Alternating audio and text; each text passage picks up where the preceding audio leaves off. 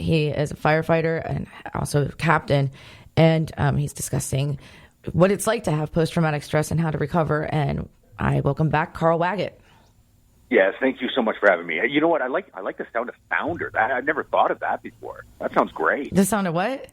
Oh, founder. Yeah, well, you are. Yes, that's fantastic. You know what? I'm going to get business cards made up. I love you that. are. Did someone else find it for you? I love it. Yeah, no, it's smashing. Smashing. Okay, so post-traumatic stress, we were talking about after a trauma, right, and how people can have negative side effects, especially not really realizing that it's PTSD. And so you were saying coping mechanisms right before we went to the break, because I have a lot of clients that are, have lived with post-traumatic stress, and they have road rage and they have irritability, and to the point where they're reacting and in airports and getting themselves in trouble. And it's really a trigger that's came from something that they were doing good, and that they're living with this now. And so what do you say about that? Well, look, I think the road rage thing is very dangerous. Look, we've all come unglued, right? We've all lost our stuff, right? And I think that's why it's kind of funny to watch people on YouTube, because, well, silently we can relate to it, right? Right. But the thing is that road rage is so dangerous because you're using a 5,000-pound piece of metal, right? and you can do something in a split second and go, oh my God, what have I done? Right. And that can land you in jail.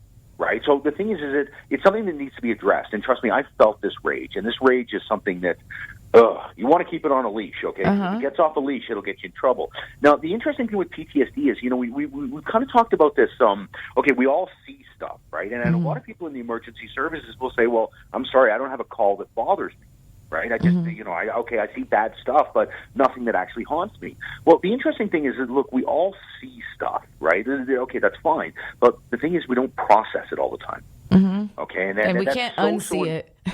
Well, that's true, right? So the thing is when we see really, really traumatic things, especially on the job, right, we'll sometimes our emotions will go cold, right? We won't feel anything because you couldn't feel emotions while you're at a call like that. You couldn't, right? You wouldn't be able to work, right? So the thing is, your brain kind of gives you a pass and takes that and throws it in the back of your brain, and it'll deal with it later. Don't worry about it. And 99.9% of the time, it does, right? Not a problem, right? Sometimes you'll be walking around and all of a sudden a call will pop into your head. You'll be like, wow, where did that come from? Well, it's your brain in the back end of the system kind of figuring stuff out. Well, like I said, 99.9% of the time that works. 0.1%, it doesn't. Right. Okay, and this drives the brain bananas. It's like trying to remember somebody's name, and you've got the name on the tip of your tongue, and you can't remember it. It really bugs you. Well, imagine your brain going through that all the time. Right. So the problem is this creates a certain amount of frustration. Okay, that's really what it does. And because your brain's trying to figure it out whether you know it or not, and that frustration is going to come out in your day-to-day life. Of course it is. Like, let's say it affects your sleep. Well, I'll tell you what, if you cut somebody's sleep out, you'll crack them. Right. I remember one of the sleep is so important. Oh my goodness! They were talking about Guantanamo Bay a while back when they were just to timestamp it. They were talking about the definition of torture. I don't know if you remember; it was in the news. But they said that their definition of torture was waking up their prisoners every 2 hours. Right. Have you ever saw the Stanford prison experiment in Stanford? And they were had actors playing prisoners and guards, and they actually started to really feel their part, but they would wake them up every 2 hours, and they thought they were there for months, and they were there only 3 days before they started to really crack. And they had to stop the experiment because it was becoming abusive. Well, I'll tell you what. And they went in knowing that they were going to be doing this experiment. They had to be reminded after. I remember that documentary. Mm-hmm. So I posed a question as somebody who's been in the emergency services 5-10 years. If you've been waking up every 2 hours, you said they cracked after what, 3 days? Mm-hmm. Imagine doing it for a decade. So you start to understand that taking sleep away is going to affect your day-to-day. And look, I understand everybody out there has problems sleeping, but the problem is when it affects you personally, it affects the outcome of your actions. And there's no denying that. Right. Look, if you're rested and playful, you're going to react differently when somebody cuts you off than if you're dog-tired. Mm-hmm. So the thing is this is how PTSD in the emergency services kind of backdoors you a little bit, because you would never think, oh, this isn't because of a call that I've seen. This is because I'm really, really tired. Well, the thing is, if we can fix the really, really tired, we fix the road rage. Sometimes. And what about controlling emotions? Well, I mean, hey, listen, emotions are emotions, right? I mean, they're very complex things. And to be honest with you, emotions are just, Well, all it is the information from your five senses being sent to your brain, and your brain's decoding it and saying this is how you should feel. Right. I think what people have to remember about emotions is that, well, you're not the emotion. Okay, look, when you're upset, that doesn't make you an upset person. Right. Okay, and the other thing is when you're happy, that doesn't make you a happy person. Okay, emotions are just the outcome of your environment, and the problem is if you start to realize that you are your emotion, that's when you got real problems. But if you can be rageful and go, okay, look, this is just an emotion. This is not me as a person. There's so much power involved in that. There really is. And using mindfulness and being in the moment and trying to realize that it is a temporary thing and that there can be coping skills to handle our emotions before we react on them. Well, and I'll have people say to me, oh, like, you're seriously telling me that if I'm about to come apart, I just got to sit there and be mindful? And I always say to them, well, what's your option? Right. Like, what option? Okay. A lot of people react and regret it later. Sure. So what's your option? Okay, so you're telling me you can't do it, so you got to get out of the car and punch somebody's hood and have the cops show up. That's your other option. You only get two options here. Which one do you like? Honestly, which one would you like? Look, I understand what your ego wants to do. Okay, that's cool. But your very soul doesn't want to do that. Right. I'm sorry, but I don't care what the media says. I will not believe that people are inherently bad. I've seen too much good, even though I've seen terrible things. Okay, what you don't understand is the fire service and the emergency services shows you how kind people can be. Like when we go to evacuations because of a fire alarm, I'll see a senior citizen sat with little kids entertaining them. Like, it's enough to give you goosebumps. So I won't believe that people are bad. I won't believe that. So, if these emotions are what's turning these people bad, hey, let's help people with these emotions. Right. Because so what are some self-care? Well, for me personally, the biggest self-care is understanding that self-care helps you. The problem is with people in the emergency services, all they do is help everybody else. Oh, they'll do everything for everybody else, but they will never do anything for themselves because, for one thing, they never see the benefit. Right. There's a lot of psychologists in mental health therapy and helping professionals, nurses. Yeah, they do the same thing. Yeah, we all do. So I think, listen, we can sit here and talk about moisturizing cream and putting, cucumbers on your eyes. You can talk about all that stuff if you want. But at the end of the day, with these people in the emergency services, you've got to convince them that this stuff helps. And how does it help? Right? Okay, look, here's a great example of just how something so simple about self-care. Look, living in Canada, and probably a lot of your listeners will understand this, it gets extremely dry in the wintertime, okay? Yeah. Now, the thing is that I didn't understand what dry skin was. I know this is silly, but whatever. When I moved in with Jackie, well, when you used to get bit with a mosquito, you lick your arm and it stops itching? Well, I was so... Is that how it happens? We have them all over Florida. You lick your arm and it stops itching? Yeah. Is that how you get rid of a mosquito bite? You do it all the time, right? So whenever my skin would get itchy, I would jump in the shower. And the thing is, it would dry my skin out even more, right? So Jackie finally said, hey, look, you need moisturizing cream. I was like, what is this stuff you speak of? So anyways, I lathered myself up, and I'll tell you what, in a week, Tiffany, I felt wonderful. Like I did. I wasn't itching at all. And, you've got to believe that just alone there, that put you in somewhat of a better mood. Yeah, chafing skin sucks.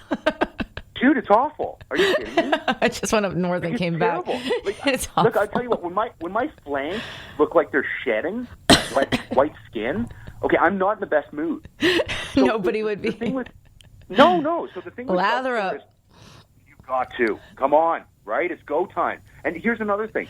You always feel better after a haircut, don't you? Yes. Like, seriously, inherently you do. So look, when these days start to get the best of you, like you feel like you're going to rip somebody's head off, look, you've got to understand that you're playing by different rules now, okay? You've got to get that rage under control. Go get yourself a haircut. Yeah. And if you say, I don't have time, then guess what? Do you have time to sit in a jail cell because you lost your stuff?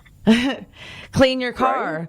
Listen to music. Exactly. Buy yourself something that you've been wanting. Treat yourself to something. Spend some time out in nature. That's always good. Do something that you've been wanting to do, or something that surprises you. Do something that scares you. That's always good. That's a self-esteem enhancer. The best thing is you get to choose. And as adults, we all feel, as adults, we feel we don't have that right anymore. We have to go to work. We have to pay taxes. We got to get the kids to gymnastics. We got to do this. We got to do that. Well, look, if you take 30 minutes, I don't think the world is going to stop turning if you take 30 minutes for yourself. And I know your brain's going to jump in there and go, oh, yeah, Will. Oh, Carl, you don't know my life. But I'm here to tell you, if you don't do this and it affects your health and you have a heart attack, what did you win? Right. And we have to make time for ourselves, because if we don't love ourselves and if we're not in a good mood, we're pouring from an empty cup and making everyone else miserable, taking it out on our loved ones, or not wanting to do things, or just walking around like on autopilot at times. Tiffany, I've seen too many people at the end of their life with regret. Oh, absolutely. Okay, and so look, you see that in somebody's eyes enough time, you go, wait a minute, life is for the living. Mm-hmm. Okay, don't get caught into this, when I retire stuff. Okay, because look, I'm here to tell you, there's a lot of people at the age of 55 that we run up to the hospital, okay, and they've been working out. This isn't to say that you shouldn't work hard and you shouldn't try to climb the corporate ladder. Of course you should. Go after everything you want in life, but at least understand the battle gear you need to win to be successful. And I hate to tell you, if you look at any successful person, they understand the concept of balance. Right. If they don't, they burn out. We talk the same language. I love it. You can study any successful person. It doesn't matter. They will have me time where they have to pour back into them, or they can't keep giving to others. It's so true. It's pouring from an empty cup. You stop being as good. I mean, I've been guilty of that before, working, and then I'm not as good of a therapist. I'm not as focused or alert because I'm burned out, and then I go and I take a time off or go kayaking or something for myself. I come back and I'm on point, and that's somebody else's life in my head, So it's I have to be. We have 5 minutes, Carl. Just sending it. Okay, all right. Well, look, let me leave you with this, okay? You take a fire truck, okay? Now, look, I don't care how much water you want to pump out of a fire truck. It will only pump out what you pump into it. Right. You see what I'm getting at, right? Mm-hmm. So the problem is, if you've got a massive fire and you're pulling lines off a fire truck and everybody wants water, well, I can only give what I've got as a pump operator, right? So either you get me more water or I can't give you any more. Mm-hmm. Tiffany, our lives are so similar. Right. You'll notice that very, very successful people are usually in incredible shape. And why is that? Because they have to fuel their body to sustain the work they're trying to do. Mm-hmm. And that's it. And that's really what it comes down to. So you know what? You always say, oh, why is everybody in the movie gorgeous and beautiful? Well, you know what it's taken to get to that level? And I know it's really easy for everybody to say, oh, well, they've got an uncle or brother or cousin. But there's some people in the music industry, in the movies, that have worked their tails off. And they do it because they know what they want, right? Mm-hmm. But the problem is if they try to obtain such a monumental goal and didn't give back to themselves, well, I think we've all seen Hollywood actors that have done that. Right. And they burn out. Mm-hmm. They do. So they pass away, unfortunately. They do, and right. I know that, or overdose, or whatever it is. Yeah, and I've always said this. We always say that, oh, it's too bad that emergency service workers don't get paid like professional athletes. Well, I always say, if you can get 100,000 people to watch me catch a hydrant, I'll get paid like a professional athlete. Of course I will. There'll be sponsorships, right? There'll be money. There'll be TV rights. Unfortunately, what you see, we can't market worldwide. Yeah, because it'd be traumatic for everyone. Yes, but what we can do is we can give those emergency service workers the knowledge of professional athletes. Mm-hmm. You think about Game 7 of the Stanley Cup, how fast those hockey players are thinking about on the ice. Mm-hmm. Imagine if we could give that to the emergency service workers. Right? It's 2019. We're living in the future, right? So it's time that we start looking at different ways to, well, quite frankly, evolve. Right. And learn from past mistakes, and learn from experiences, and share our knowledge so that others that are going through something that don't understand, they can understand and relate and understand that they're not alone. Well, it's true. As they say, there's only two things firefighters can't stand, okay? Things that change and things that stay the same. Right? No. It's very confusing, but with this new information, the last thing we want to do is shy away from it. We want to take this knowledge in. Absolutely. All right, so we are approaching 2 minutes left. And okay. And so any last words? Carl Waggett, PTSD Bunker Gear for your brain. You're on how many days a week? Well, right now I put out 3 podcasts a week, and then I do 3 Facebook Lives in the evening a week. So, 6 shows. I really don't have